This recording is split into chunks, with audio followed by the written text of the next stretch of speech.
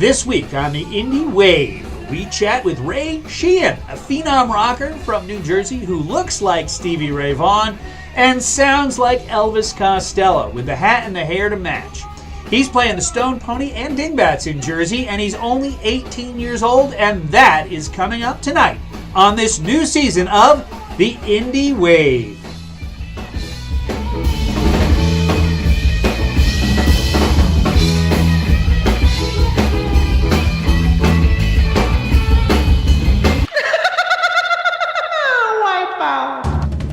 Welcome to the Indie Wave, the show where we peel back the layers of the music industry to reveal the core of the music we all love and appreciate. Coming from Klamath Falls, Oregon, we're working to show you the independent artists that are breaking the mold in music land and tearing up the interweb and charts to reach everyone in America. Welcome to the Indie Wave with your host, Christopher Jerk. Hey folks, welcome to the Indie Wave television program. Well, this is not really a television program. It's kind of a podcast. It's kind of a YouTube thing. It's kind of all kinds of things. And we have massive following on YouTube. And we are now trying to do a second season of this. This is the second inaugural episode, or the first inaugural episode, I should say, of the Indie Wave. And this show is dedicated to all the independent musicians out there. There's a new thing happening in the world if you haven't been paying attention. And quite frankly, anybody can make music. And it's not about to the executives anymore, the television executives or the radio executives or the record executives. It's all about this democratic way of doing things. And that is one of the reasons why we do this show, because everybody has a song in their heart. Everybody has a way to make music. And the truth of the matter is that some of the people we have on this show have some tremendous talent. And today we're talking with Ray Sheen. Now, let me read you a little bit about Ray, because he is a very talented man from New Jersey. Ray Sheen and the Midnight Players are Jersey-born musicians who will blow the doors off of every venue they play. You'll experience a soulful, driving set that will shake you to your core. Featuring songs of Ray Sheen's debut album, The Turning Point, released at just 17 years old. He was 17 when he started. He's looking forward to bringing the band, Ray Sheen and the Midnight Players, to you. After performing at various venues in Jersey by the likes of the world-famous Stone Pony, you might recognize that from the days of Bruce Springsteen, and Asbury Park, along with the well-established Dingbats in Clifton, they never disappoint. Now, Ray, put your face on this screen, and let's talk to you now that we've introduced you, and everybody's super baited in the mouth trying to find out about you right now, huh? That's right. Yeah, I mean, you said it best. I was 17 when I released my debut album called The Turning Point. It was recorded in Keyport, New Jersey, so not too far from where I live. I live about an hour away from where we recorded it, and performed a lot of the songs off of it in Asbury, and still do, and I'm working on some new music.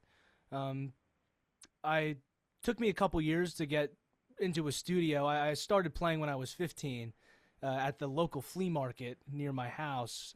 I live in New Egypt, so it's kind of in the sticks, if you will, about 45 minutes west of Asbury Park, but started playing there and got my feet wet and started writing, and I started playing out live in Asbury, and then found my way into a recording studio and started working on my first album, and I released it when I was 17 and still going strong.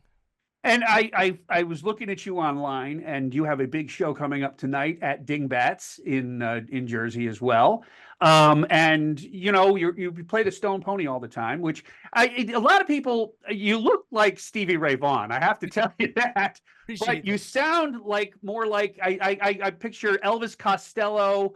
Or Spotify teamed you up with They Might Be Giants yesterday when I was listening to your playlist yesterday, and you have a much more chill kind of or less gravelly kind of presentation that you present out there, despite the fact that you look exactly like Stevie Ray Vaughan. I know that the hat doesn't exactly help, and that my name is Ray also can draw that parallel there, but it's funny. I bought the hat a few years ago, and I just started playing. I wore it to one show, and then I really liked how it looked, so it kind of stuck. But I guess I have to take that with the hat, and I know I have the hair too, so you know. Well, you got the hat, you got the hair, you've got the talent, and you have a pretty decent following online. You're on Spotify.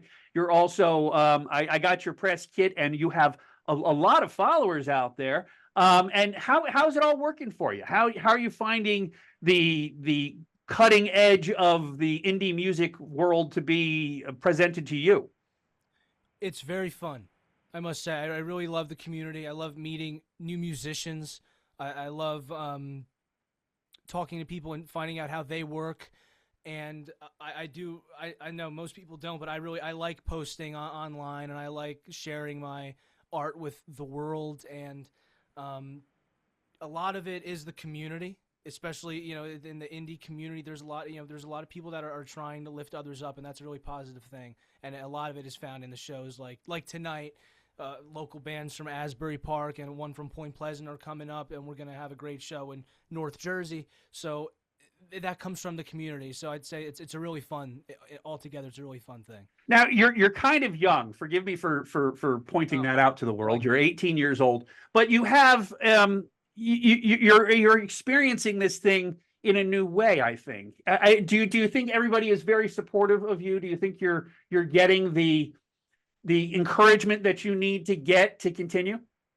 In a way, yeah. I mean, you know, there have been some people, of course, like there's always like the people that are in the scene that are angry and bitter towards younger artists, and they do like this, act like it's impossible to make it, and you know, to get to reach a certain point in your career. So, but I mean, they never have really bothered me anyway. I never was looking for their encouragement. I mean, at one point, a couple years ago, I really was, but you know, realizing that you can't base your career off of wanting a certain outcome from a certain person, and you know, it's I think like even like that has caused my music to change a little bit, but mostly there is encouragement from at least the people my age, to answer your question.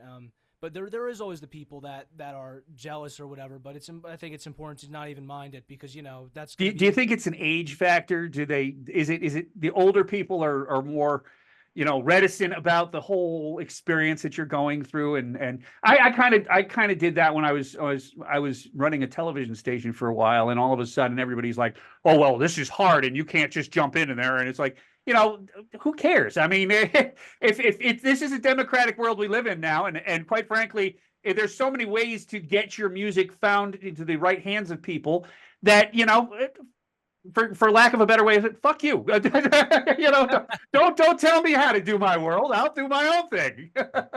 Yeah, I agree. I think it is an age factor with a lot of people. A lot of the you know, fuck the older people. You know, there's been people I've tried to put them on shows, and they've just said to me, you know, well, you know, there's no making it anymore. You know, I'm like, all right, man, look, I really don't care what you have to say. To be honest with you, I'm just trying to do a nice thing and put you on a show. But people act like the people that are maybe jealous act like it is impossible to do anything, and to act like that door is never open. And like you said, you know, now it's so easy to put the music out there. That door is not closed. There's now in this point in time, there is like the least amount of gatekeepers there has ever been. You can put your music out there on a push of a button for free if you want to put it on YouTube. So it's like there's nothing stopping those people from just doing it and just putting their art out there. And I think that they believe that there is, and when they see someone younger, they might feel a certain type of way. Well, and I also think, you know, given the age of people, that, you know, if they don't understand the way the web works, if they don't understand the way YouTube works, or if they don't understand the way Spotify works, they are not going to get the legs that you get by doing what you do. And I mean, the fact that you're walking in the same places of Springsteen, and, you know, you're in such a historic part of the world doing this music, that's got to have amazing impact on your art. Yeah, it is. I'm very, very, very grateful to have been born in New Jersey and not that far. I grew up in Neptune, New Jersey, which is just like the next town over from Asbury before I moved out into New Egypt. But even then, New Egypt's not that far.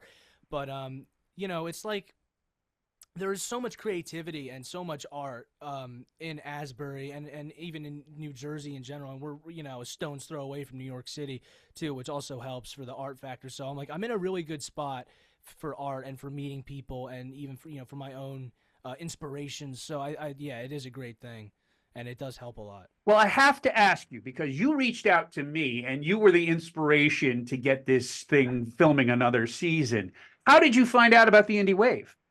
Well, I looked up. I wanted to go on podcasts, and I looked up podcasts that are good for local musicians or indie. I know I'm not like what I mean, like on the local level of their specific respective area, and indie musicians and stuff. And yours was like in the top 3 of ones that came up, and I checked you out, and I liked you, and I sent you the email.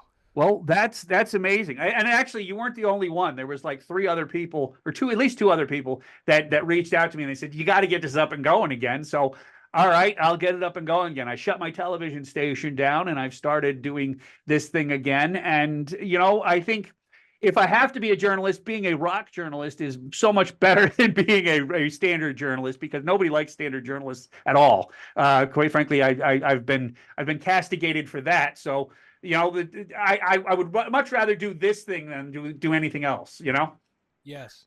And there's always fun in music. There is always fun in music. And that's why, I wish I was living on the East Coast because I would come check out your show. But I'm here in Klamath Falls, Oregon, where it's about a 3,000 mile trip to get to you. So I'm going to have to postpone that. But I will get back there eventually one day and I will check you out live. Because I was looking at your YouTube and I was looking at your live shows, and they're really, you got some high energy going on in those shows. Oh, thank you. Yeah, I love giving it all when I'm on stage. It's like now, but like back when I was younger, it was like probably the first place I felt comfortable to give it all. There's no one judging you. You're the one on the stage. You're the one performing, and I feel like I always loved giving that 110%. Energy, and it's funny because the first time I played a show, it was like the worst show ever, and because I didn't give 110%, and yeah, there was issues with the sound and there was issues with other stuff, but the main thing was I didn't go home thinking I gave it all. And a few months after that, I played a show and a couple of my band members weren't all that hot, but I gave 110%. I did not go home with that same feeling of it was a bad show. Yeah. Even though maybe the music was better the first time around. So I think that's like now every show since I realized that, which was like a year and a half ago, I have to give 110%. And I truly am the happiest when I do that. And it's really fun. And I love giving that high energy and getting people into it. Well, looking forward, what are your next steps? What are you going to next? What's your plan? So tonight there is a show like you mentioned, there's a show at Dingbats up in Clifton, New Jersey, with the Asbury Park Bands. And in a few days on Sunday, I have a new single dropping. It's really? Called Don't Play, Can't Eat. I guess it's about a lot of the fraudulent scenes around here that are against me and against other people that are going to hit points in their career that maybe those people did not hit. And I'll make it clear, you can always hit the points you want to in your career. I think it's a completely like a mental thing, but that's the song. It's a rock song. It's coming out Sunday on midnight. And after that, we have a show at the Sanctuary up in Butler, New Jersey, which is on February 7th. And that is with a couple other bands from North Jersey. And then we also I have a solo show that morning at the Asbury Park Brewery. So double book that day. That's going to be fun.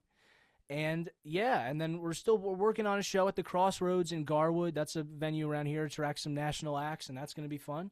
And another single to come in March, and that's still being worked on. And I'm working on a bunch of other music. And this project is going to be great, and it's going to really reflect me more than my last album ever could. So, well, then riddle me this: when did you graduate high school? You can't be that far out of high school, right? June.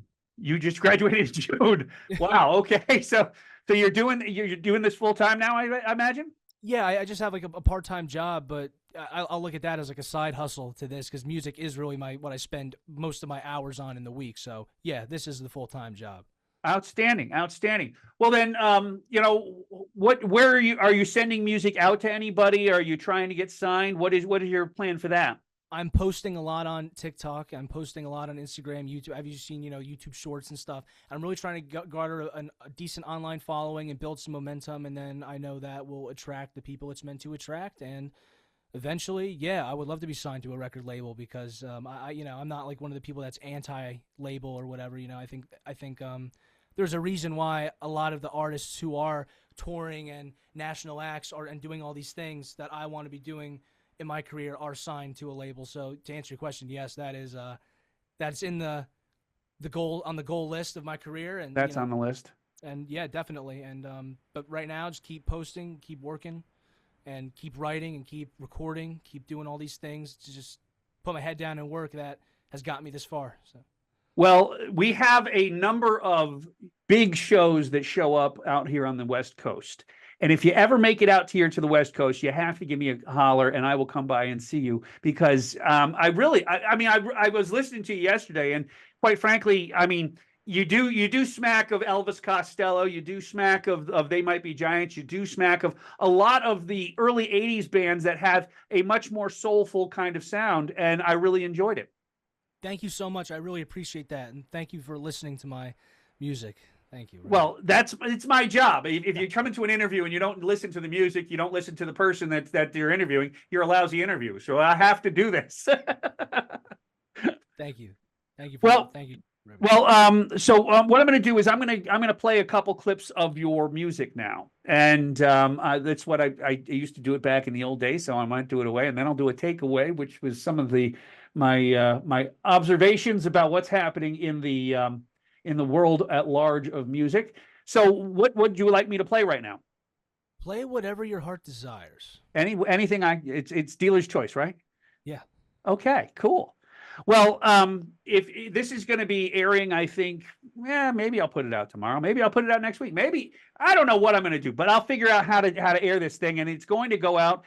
Where the Indie Wave is up on Facebook. Indie Wave is also up on YouTube, and we also have a website, which is klamathcommunity.tv. There's an Indie Wave up there as well. So if you want to follow us, if you want to play along with this and learn about us, then follow our social media links and do what you're out there. But Ray, don't quit. Keep doing this stuff. Keep pushing at it. And when it looks the darkest, that's when you have to work the hardest. That's right. That's right.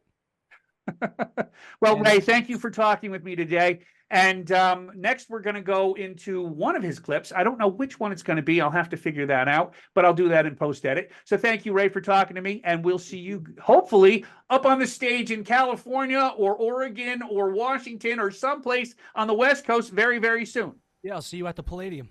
There you go. I love it. All right, Ray, thank you so much for talking with me, and thank you for watching the Indie Wave. And guess what? We have eaten up at least a half hour of broadcasting now, and we're now going to close this thing out with a couple of clips from Ray Sheen, and then we're going to do a takeaway, and we'll see you guys again next week. Perfect. All right, thank you so much for watching, and here's Ray, and we'll come back right after that. Klamath Falls is a lot of things to a lot of people, but the growing music industry in Klamath Falls is one thing that might surprise you. Thank goodness we have a music store on Main Street to meet the needs of musicians everywhere. A music store on Main Street specializes in services on stringed instruments and pianos. We have the largest selection of in-stock strings in Southern Oregon. Our family-run shop since 2011 has offered internet pricing with small-town service, including new large items like guitars, amps, electric pianos, effects pedals, and more. So stop in today at 1029 Main Street in Klamath Falls or call 541-205-6633.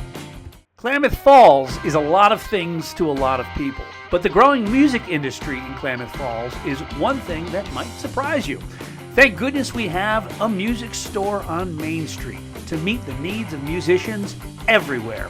A music store on Main Street specializes in services on stringed instruments and pianos. We have the largest selection of in-stock strings in Southern Oregon. Our family-run shop since 2011 has offered internet pricing with small-town service, including new large items like guitars, amps, electric pianos, effects pedals, and more. So stop in today at 1029 Main Street in Klamath Falls or call 541-205-6633. There's not a whole lot that I can hear. I'll block it all out and not care. I'll forget everything just to lose it with you. I'll lose it with you and drown with you. Is it a bad thing to drown? Is it a bad thing to drown with you? I've been falling all night and I've been sleeping all day. One thing I want is to escape with you, to run with you, to drown with you, to run with you, to drown with you. I know our skin's soft, but we've got our rough spots too. We've got shivers and bumps, and I've got my wounds. Well, Mary grew up on the wrong side of town without me, without me. You don't understand that she don't want me,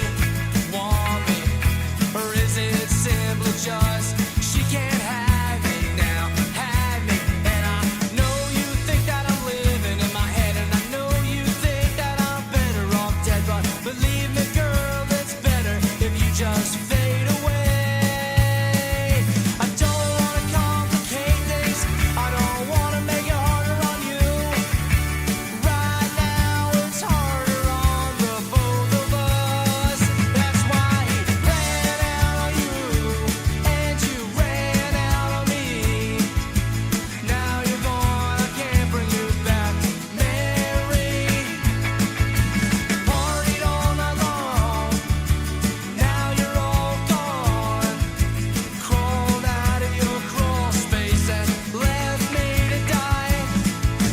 Mary, you could have saved me. I know you couldn't hide, I know you could have tried. You gotta understand that I'm the only man that's good for you. Mary, you're not the best girl, but I'm not a bigot man. You'd rather have that skinny brat that'd treat you like that and hurt you in his own way. But really, you can't hate me, showing you that he's no good. That fight we had would never happen if you could. That's why he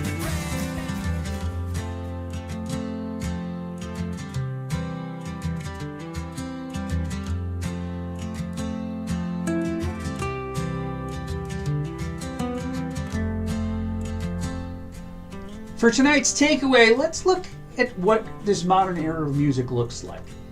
In 2026, the democracy of the independent music scene is a study in contradictions. While the tools to create have never been more accessible, the pathways to a sustainable career are increasingly governed by a new set of digital gatekeepers. We have achieved a bedroom democracy. High-end production that once required $1,000 a day studio is now possible on a laptop. Platforms like TikTok and Instagram allow a viral moment to bypass traditional label scouts entirely. However, this has led to a tidal wave of content with over 100,000 tracks uploaded daily, making the democratic right to be heard harder to exercise than the right to distribute. The old smoke-filled room of record executives has been replaced by the black box algorithm. While this is technically meritocratic, based on data and engagement, it often favors conformity, music that fits chill or focus playlists. Engagement over artistry. Artists must now be full-time content creators to stay visible. The rich get richer cycle. Recommendation engines tend to amplify what is already popular, making it difficult for niche or experimental sounds to break through the noise floor. The most authentic democratic spaces, independent venues, are in a state of crisis. In 2025 and 26, reports show that nearly 64% of independent stages are operating without profitability due to rising insurance costs and the monopoly of major ticketing platforms. When local venues close, the town square for emerging artists disappears, forcing them back into the digital-only landscape where they have less leverage. Independent music remains, for the most part, vibrant site for political expression. In recent years, artists like Kneecap and Bob Vylan have used their independent status to take bold political stances that major label artists often avoid for fear of brand damage. This on-the-ground democracy is thriving even as it faces censorship or withdrawal from corporate-sponsored festivals. And that's the takeaway for this episode of the Indie Wave. Make sure you hit that subscribe button and share this with your friends, please. And as always, find your music, find what makes you happy, and sail on, my friends. This is Christopher German, formerly That Sailing Guy. We invite you to tune in each and every week to the Indie Wave. Thanks for watching. We'll see you again next time.